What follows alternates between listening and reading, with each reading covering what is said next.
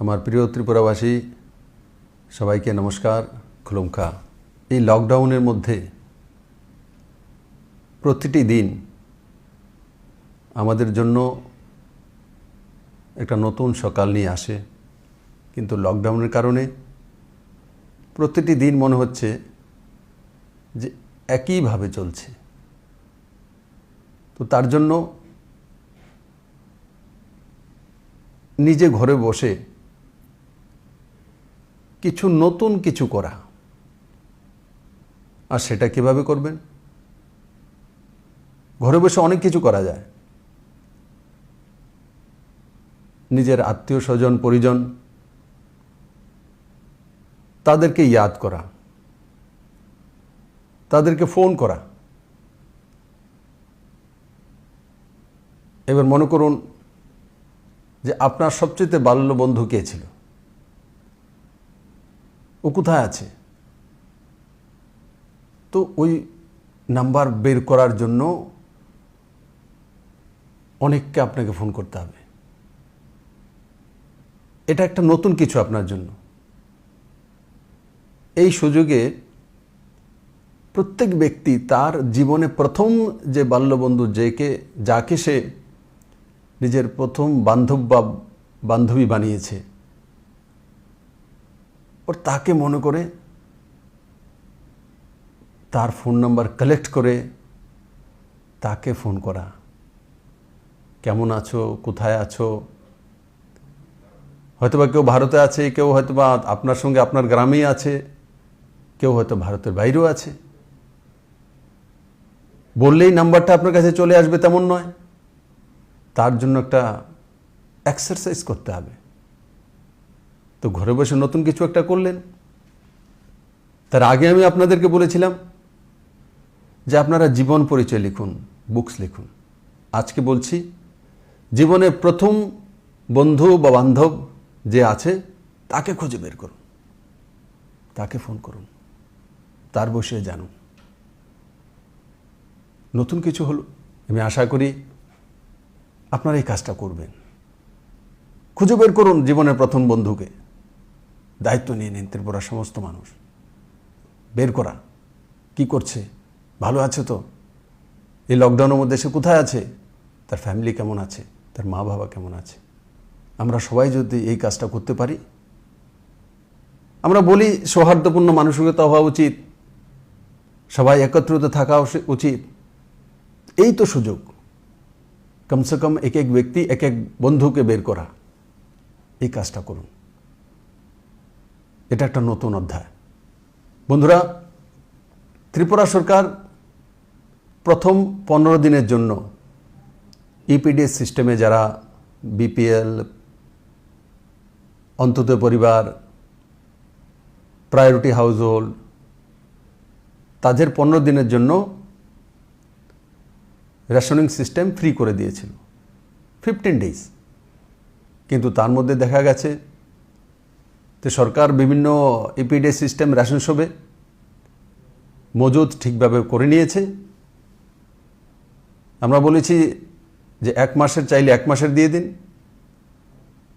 কিন্তু আমরা প্রথম বলেছি যে 15 দিনের জন্য ফ্রি দেওয়ার জন্য।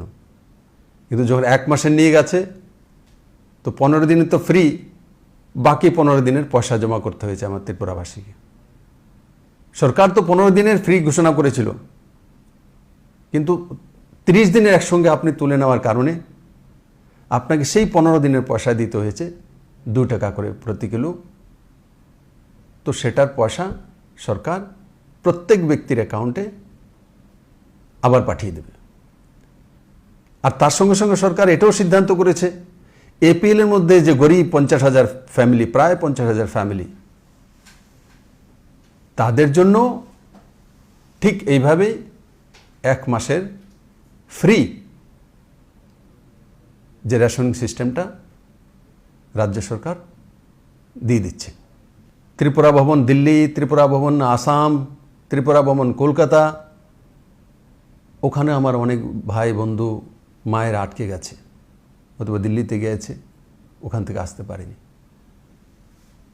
তো আমরা এটাও সিদ্ধান্ত করেছি রাজ্য সরকার এই ভবনগুলোর মধ্যে যারা ত্রিপুরার লোক আটকে গেছেন তাদেরকে খাওয়া দাওয়া এবং থাকার কোনো পয়সা দিতে হবে না, সম্পূর্ণ পয়সা রাজ্য সরকার উঠাবে। রাজ্যের বাইরে যারা রয়েছে, বিভিন্ন জায়গায় আটকে গেছে, লকডাউনের কারণে আসতে পারছে না, তাদের সঙ্গে যোগাযোগ করার পর তাদের অ্যাকাউন্টে স্বাভাবিক খাওয়া দাওয়ার জন্য যতটা পয়সা দরকার ততটা পয়সা তার অ্যাকাউন্টে ট্রান্সফার করে দেবে ত্রিপুরা সরকার। এমনকি আসামে হোটেলে রয়েছে, আসাম সরকারের সঙ্গে সম্পর্ক করা হয়েছে, কিন্তু সেটা বাস্তবে সম্ভবপর হয়নি। কিন্তু রাজ্য সরকার আজকে সিদ্ধান্ত নিয়েছে যে বিভিন্ন প্রান্তে যারা হোটেলে রয়েছে তাদের মিনিমাম একটা যাই হোটেলের খরচা আছে তার খাওয়া দাওয়া এবং যে থাকার খরচা সেটাও রাজ্য সরকার উঠাবে। আসামে সেইভাবে ইনিশিয়েটিভ রাজ্য সরকার আজকে নিয়ে নিয়েছে। ডোর স্টেপে পাঠানোর জন্য আজকে রেজুলেশন করেছি আমরা।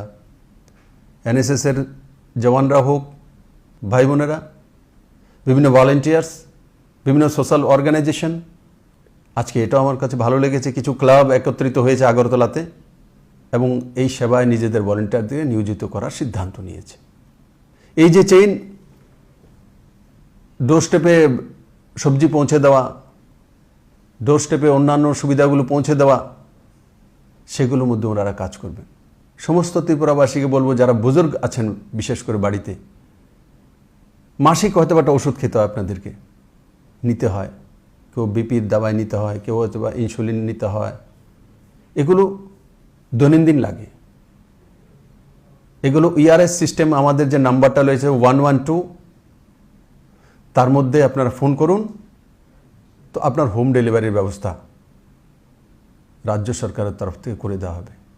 বিভিন্ন মেডিসিনের দোকান, গ্রসারির দোকান, তার ফোন নাম্বার লিফলেটে তৈরি করে পাঠানোর জন্য রাজ্য সরকার সিদ্ধান্ত নিয়েছে, যাতে বাড়ি থেকে ফোন করে আপনি পার্সেলের বন্দোবস্ত করতে পারেন। এই কাজগুলো নতুন সিদ্ধান্ত নিয়ে ত্রিপুরা সরকার করছে। এডিসির মধ্যে স্পেশাল ড্রাইভের জন্য রাজ্য সরকার সিদ্ধান্ত করেছে। তার মধ্যে যেখানে যেখানে জলের প্রবলেম হচ্ছে, ওর খাদ্যান্ন যেটা ইপিডিএস সিস্টেমের মাধ্যমে, রেশনিং সিস্টেমে, সেটা বিভিন্ন জায়গাতে পৌঁছেছে এবং আরও সুচারুভাবে কীভাবে করা যেতে পারে সেই বিষয়ে এডিসির সিও এবং এডিসির চিফ যে রয়েছেন ওনাদের সঙ্গে রাজ্যের চিফ সেক্রেটারি মিটিং হয়েছে এবং রাজ্য সরকার সেই দিশাতে দৃঢ় নিষ্ঠার সঙ্গে কাজ করছে। কোভিড-19 মানে করোনা ভাইরাসের সম্বন্ধিত সেই কর্মযজ্ঞে ভাগ নেওয়ার জন্য PM KS, PM relief fund, CM relief fund এবং এসডিএম এর মাধ্যমে বিধায়করা 10 লাখ টাকা পর্যন্ত এককালীন ওয়ান টাইম রিল্যাক্সেশন, সেটা রাজ্য সরকার ক্যাবিনেট সিদ্ধান্ত করেছে, যাতে এই সময়ে সমস্ত বিধায়করা মানুষের পাশে দাঁড়াতে পারে। বিভিন্ন ধর্মীয় প্রতিষ্ঠান রয়েছে, তার মধ্যে কিছু কিছু ভক্তজন আটকে গেছে। আজকে রাজ্য সরকার সিদ্ধান্ত করেছে রাজ্যের যে কোনো প্রান্তে যে কোনো ধর্মের ধর্মীয় প্রতিষ্ঠানগুলো রয়েছে, যেখানে বাইরে থেকে কিছু ভক্ত লোক আটকে গেছে বা ওখানকারও আটকে গেছে, তাদের বাস্তবিক স্থিতি কী তা আকলন করার জন্য এবং রাজ্য সরকার সেখানেও ফ্রি রেশনিং সিস্টেম চালু করার সিদ্ধান্ত নিয়েছে। আমি আশা করি আমার সমস্ত ত্রিপুরাবাসী এই যে বিভিন্ন সিদ্ধান্তগুলি রাজ্য সরকার নিয়েছে সেগুলোকে ইমপ্লিমেন্ট করাতে সরকারের বিভিন্ন যে মাধ্যমগুলি আছে তার সঙ্গে সহযোগিতা করা, কারণ এপিএল এর মধ্যে যারা গরিব আছে তাদেরকে বের করা, তো আপনাদের সাহায্য চাই, আপনাদের সহযোগিতা চাই। ওর আবারও বলবো, সোশ্যাল ডিস্টেন্স মেনটেন করা। বাজারহাটে যাচ্ছেন যখন, তখন বাজারহাটগুলো মেইন বাজার থেকে সরিয়ে আস্তাবল ময়দানে আনা হয়েছে, কোথাও বড় ফিল্ডে আনা হয়েছে। শুধু আগরতলায় নয়, শান্তির বাজারে, বিলুনিয়াতে, ধর্মনগরে, সব জায়গাতে এমন করা হচ্ছে যাতে সোশ্যাল ডিস্টেন্স মেনটেন করে আপনি এক টাইমে এক পরিবার থেকে একজন বেরিয়ে এসে আপনার প্রয়োজনীয় শাকসবজি বা যাই আপনি মনে করেন সেটা নিয়ে যাওয়া, আর তার সঙ্গে সঙ্গে অল্টারনেটিভ ডোর স্টেপের ব্যবস্থা।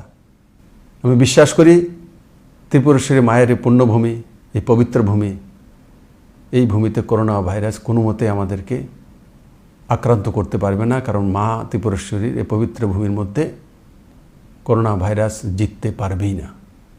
কিন্তু সঙ্গে সঙ্গে মায়ের আশীর্বাদ তো রয়েছে, কোনোভাবেই যাতে আমরা করোনা ভাইরাসের আমন্ত্রণ না দিই, তার জন্য ম্যাক্সিমাম সময় নিজের বাড়িতে থাকা, নতুন নতুন ইনিশিয়েটিভ নেওয়া।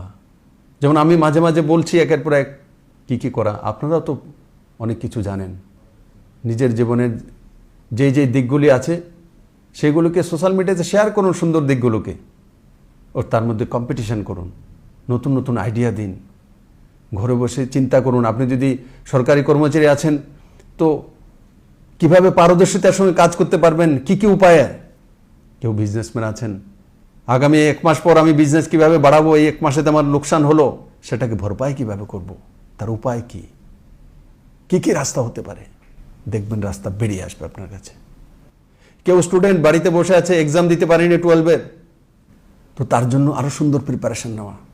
কেউ সঙ্গীত শিল্পী, কেউ নাট্যকার, তার প্রফেশনে যেতে পারছে না, কেউ কাঠমিস্ত্রি, কেউ রাজমিস্ত্রি। তো যেই ঘরটা আপনি তৈরি করছেন সেই ঘরটা আরও কোন ডিজাইনে সুন্দর করা যেতে পারে তার কল্পনা করুন। হ্যান্ডিক্রাফটে ত্রিপুরাতে প্রচুর কাজ হয়, তাকে ন্যাশনাল টেস্ট কিভাবে আনা যায়। রেশা তৈরি জনজাতিরা তৈরি করে, এই রেশা কিভাবে গুজরাতে পৌঁছে দিতে পারি। গুজরাতিরা এই রেশার মধ্যে কোন জিনিসটা যদি আমরা অ্যাড করি তবে ওরা পছন্দ করবে, পাঞ্জাবের লোক পছন্দ করবে, তাদের কাছে কিভাবে পৌঁছে যাবে, তার কি রাস্তা, ঘরে বসে বসে সেগুলো চিন্তা করা। কোন বেরোজগার ভাই আছে তো তার চিন্তা করা বসে বসে কিভাবে আমি নিজেকে সেলফ এমপ্লয়মেন্টে নিয়ে যেতে পারি, তার জন্য কি করতে হবে, কিভাবে করব, সাজেশন নেওয়া, বলা, কথাবার্তা বলা। কেউ প্রতিষ্ঠিত ব্যবসায়ী এখন লকডাউনকারীতে কারণে বাড়িতে বসে আছে, যদি বাবার বন্ধু হয়, জানাশোনা হয়, তো ওনাকে ফোন করা, কাকু বলুন তো আপনি এই বিজনেসটা কীভাবে করছেন, ওনার কাছ থেকে টিপস নিয়ে নিন, এটা আপনার কাজে লাগবে। এটা লকডাউন না হলে পেতেন না। লকডাউন হয়েছে নরেন্দ্র ভাই মোদী দেশকে রক্ষা করার জন্য করেছে। 130 কোটি বাসীর দেশ এই দেশ, কত বড় রিস্ক নিয়েছেন উনি, কত বড় আর্থিক ক্ষতি হচ্ছে আমাদের, তার মধ্যে দিয়েও মাননীয় প্রধানমন্ত্রী নরেন্দ্র ভাই মোদী হিম্মত করে 1,70,000 কোটি টাকার বাজেট করে ভারতবাসীর জন্য দুয়ার খুলে দিয়েছেন। উনি একবারও পেছনের দিকে চিন্তা করছেন না যে কি হবে, উনি সেটা চাইছেন যে এখন কিভাবে তার সঙ্গে মোকাবেলা করতে পারবো। বর্তমানকে জিততে হবে, বর্তমান জিতলে ভবিষ্যৎ নিশ্চিত তার সামনে আসবেই আসবে। তো বর্তমানের কথা চিন্তা করে নরেন্দ্র ভাই মোদী এই ঐতিহাসিক পদক্ষেপগুলি নিচ্ছেন। কেউ কোনোদিন দেখেছে এমন প্রধানমন্ত্রী সারাদিন পরিশ্রম করার পর, সারাদিন ভারতবাসীর জন্য কাজ করার পর বলছে সম্বোধন করার সময় আমাকে মাফ করে দিন, কাজ আমাদের জন্য করছে আর বলছে আমাকে মাফ করুন আপনারা। বন্ধুরা, নরেন্দ্র ভাই মোদী যে আপিলটা করছে আমাদের সন্তানের জন্য, আমাদের পরিবারের জন্য, ভারতবর্ষের জন্য, আমাদের জীবনকে রক্ষা করার জন্য, আমি আশা করি যে সহযোগিতার হাতগুলি আমরা রাজ্য সরকারের তরফ থেকে এবং কেন্দ্র সরকারের তরফ থেকে বাড়িয়েছি, তার মধ্যে ভুল ত্রুটি হতেই পারে। বাড়িতে হয়তো বা ডেলি আপনার ছেলে মেয়েকে দুধ, মাছ, মাংস দিয়ে ভাত খাওয়াতেন, এখন হয়তো মাছটা কমে গেছে, মাঝখানে হয়তো পেঁয়াজটা কমে যাবে, তার জন্য জীবন আটকাবে না। বাড়িতে কমসে কম লবণ, চাউল আর গ্যাসের চুলাটা থাকুক, অতটা থাকলে ত্রিপুরাবাসী নিজের জীবন চালিয়ে যাবে। আমি কিছু ডাক্তার বা তাদের পরিবারের লোকেদেরকে ফোন করি, সারাদিন পরিশ্রম করছে, হসপিটালে পড়ে থাকে, একবার দেখি, জানি কি করছে, কিভাবে করছে। অনেকের সঙ্গে কথা হয়েছে, তার মধ্যে এক ডাক্তার মহিলা তো বলছে, স্যার আমি হোম কোয়ারেন্টাইনে রয়েছি। তো আমি বললাম কেন? বলে, স্যার আমি একটু পরিবারের সঙ্গে বাইরে গিয়েছিলাম, তো আসার পরে আমি কোয়ারেন্টাইনে চলে গেছি। और 2 তারিখ থেকে আমি জয়েন করব, কারণ কি কালকে 31 তারিখ আমার 14 দিন পূর্ণ হয়ে যাবে। তাই আমি কেমন আছো বলে ভালো আছি স্যার। তাই আমি বললাম আসার পরে হাজব্যান্ড কেমন আছে, ওর সঙ্গে দেখা হয়েছে? বলে না স্যার, ও তো সোনামুড়াতে আছে, আমার সঙ্গে ফোনে কথায় দেখা হয়নি এখনো পর্যন্ত, হোম কোয়ারেন্টাইনে রয়েছে। ও সেখান থেকে হাজব্যান্ডকে ফোন করে উৎসাহিত করছে, তুমি কাজ করো, মানুষের সেবা করো। তো এই যে সহযোগিতার মানসিকতা, এটা ত্রিপুরার মানুষের মধ্যে রয়েছে জন্মজাত। যারা এই সেবায় নিয়োজিত, পুলিশ, ডাক্তার, নার্সেস, বিভিন্ন টেকনিশিয়ানস, অ্যাডমিনিস্ট্রেশনের যারা অফিসার্স রয়েছেন, যারা তার সঙ্গে রয়েছেন, সাংবাদিক বন্ধুরা, ডিডাব্লিউএসের স্টাফরা, যারা এসেন্সিয়াল কমিটির মধ্যে কাজ করছেন, আমি সবাইকে বিনম্রভাবে ধন্যবাদ দেব যে এই কঠিন সময়ের মধ্যে নিজের পরিবারকে ছেড়ে আপনারা এই কাজটা করতে সক্ষম হয়েছেন। এবং আগামী দিনগুলোও তো এই সুন্দরভাবে কাজগুলো আমরা করব। আমি সবাইকে আবারও নিবেদন করব, করজোরে বাড়ি থেকে না বেরোনো, বাড়িতে থাকা, আর বাড়িতে থেকে কি কি ভালো জিনিস অন্যের কাছ থেকে শেখা, জানা, আর তাকে যখন লকডাউন শেষ হয়ে যাবে ইমপ্লিমেন্ট করে যতটা ত্রিপুরার আর্থিক ক্ষতি হয়েছে, যতটা ভারতবর্ষের আর্থিক ক্ষতি হয়েছে, সিদ্ধান্ত নিয়ে নেওয়া যে 1 মাস বা 21 দিন আমরা লকডাউন হয়েছে, তো আমি আগামী 22 দিনে সেটাকে রিকভার করব। আমি কোনো পোলট্রি বিজনেস করেছি, আমার লোকসান হয়েছে, তো 22 দিনে সেটাকে আমাকে তুলতে হবে। আর তোলার জন্য কি কি করব তার প্ল্যানিং এখন থেকে করে নিলে প্রত্যেক ব্যক্তি সাকসেস হবে। এবং যেটা আমি চাইছি, যেটা আপনারা চাইছেন, যেটা নরেন্দ্র মোদী চাইছে, ভারতকে সর্বশ্রেষ্ঠ দেশ বানানো, আর আমরা চাইছি ত্রিপুরাকে সর্বশ্রেষ্ঠ রাজ্য বানানো। আমি নিশ্চিত লকডাউনের পরে যে দৃশ্য আমি দেখেছি, মাননীয় প্রধানমন্ত্রী যখন আপিল করেছে জনতার কারফিউ, ইতিহাস সৃষ্টি করেছেন আপনারা, ইতিহাসের সাক্ষী ত্রিপুরাবাসীরা, প্রায় 100% সাকসেস। তাই যখন আমরা ইউনাইটেড আছি, একসঙ্গে আছি, এক মানসিকতা আছি, নিশ্চিত আমরা করোনাকে পরাজিত করব। সবাই সুখে থাকুন, ভালো থাকুন, সুস্থ থাকুন, ঘরে থাকুন, সোশ্যাল যে ডিস্টেন্স সেটা মেনটেন করুন। নরেন্দ্র ভাই মোদী, দেশের প্রিয় প্রধানমন্ত্রী, যে বিষয়গুলি তুলে ধরেছে সেগুলো এই সময়ের মধ্যে নিজের জীবনে লাগু করুন। সবাইকে অনেক অনেক ধন্যবাদ। জয় হিন্দ।